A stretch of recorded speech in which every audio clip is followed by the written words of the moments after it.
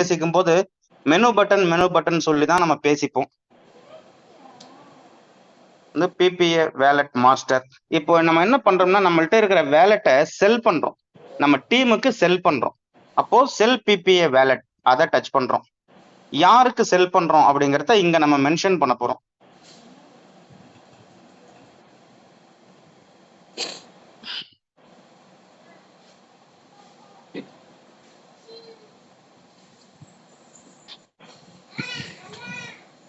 Seven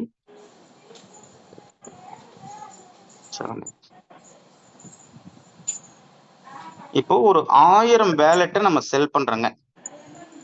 ID number போட்ட உடனே பெயர் வந்துருது, கீழே எத்தனை வேலெட் போடுறோம்னு வந்துருது.